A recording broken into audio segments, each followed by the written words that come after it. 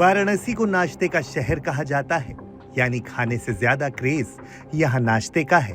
हर घंटे कुछ न कुछ शहर के अलग अलग इलाकों में बतौर नाश्ता न केवल बनता रहता है बल्कि परोसा भी जाता है। उन्हीं दुकानों में से दो दुकान लंका क्षेत्र में लंबे समय से प्रसिद्ध है, जिसमें सबसे पहला नाम 115 साल पुरानी चाची की कचौड़ी तो दूसरा पहलवान लस्सी है। रविदास गेट के ठीक सामने रामलीला मैदान में बसाए गए इस बाजार के मालिक संकट मोचन मंदिर के महंत हैं, लेकिन सड़क चौड़ीकरण के तहत बनने वाले 6 लेन रोड के रास्ते में आने के चलते बीती रात इस बाजार की सभी 35 दुकानों को बिना किसी विरोध और तमाशे के पीडब्ल्यूडी ने जमींदोज कर दिया। चाची की कचौड़ी का अपना इतिहास रहा है, क्योंकि छन्नी देवी यानी चाची यहाँ गर्मा गर्म कचौड़ी जलेबी के साथ आशीर्वाद स्वरूप ग्राहकों को गाली भी परोसती थी। रोड चौड़ीकरण की वजह से बनारस की एक विरासत जो लगभग 120 साल पुरानी चाची कचौड़ी की दुकान के नाम से मशहूर थी, वो खत्म हो गई, जमींदोज हो गई, क्योंकि रोड चौड़ीकरण के तहत 6 लेन रोड बनाई जा रही है। लेकिन उसी चाची की कचौड़ी के एक नए वर्जन चाची की दुकान 2.0 के ठीक हम बाहर खड़े हैं, जो उनके बेटे और उनके तीसरी पीढ़ी यानी उनके पोते की तरफ से संचालित किया जा रहा है।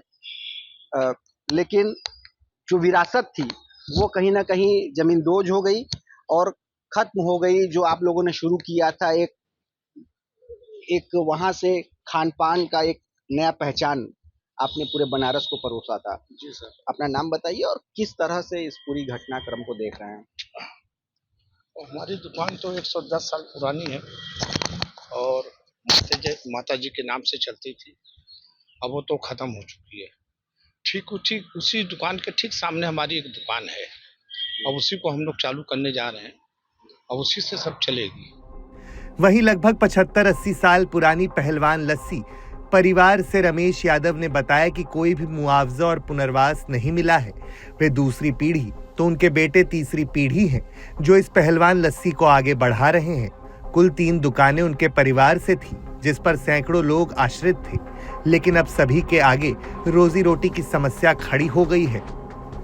भैया देखिए, इसमें हमें तो लगता है कि इसमें कुल 42 दुकानदार थे और कुछ उन लोग का कम्युनिकेशन ठीक बैठ नहीं पाया, हमें लग रहा है, या वो समझ नहीं पाए इन चीज़ों को।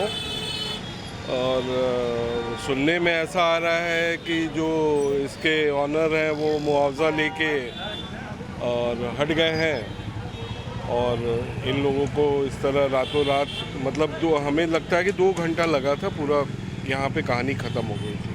तो कहीं इसको लेके कोई विवाद कहीं लंबित नहीं था कोर्ट में या कहीं प्रशासन में, या कहीं इसकी फरियाद क्या पहले नहीं हुई थी? कब से ये कवायद चल रही थी? ये विगत वर्षों से तो ये था ये चीज़ें कि ये टूटना है, लेकिन चौड़ीकरण में इस तरफ का भी कुछ हिस्सा हम लोगों ने पहले भी दिया था 20-20 फुट, अभी भी बात कर रहे हैं, उस पर बात होगी, और ये भी उधर का भी था। लेकिन ये एकाएक से प्रोसेसिंग 4 दिन में बहुत तेज़ी से हुआ, बहुत तेज़, मतलब कि शायद हमने कहीं ऐसा नहीं देखा है। वहीं बात स्थानीय और आसपास के लोगों की करें तो मौके पर जुटे व्यापारियों ने बताया कि विकास की बुनियाद विरासत पर रख दी गई है। व्यापारी नेता राम भरत ओझा ने बताया कि सड़क की जरूरत तो है, लेकिन विरासत की इस कीमत पर उन्हें स्वीकार नहीं है। सभी दुकानदारों को उचित मुआवजा और उनके पुनर्वास की व्यवस्था होनी चाहिए।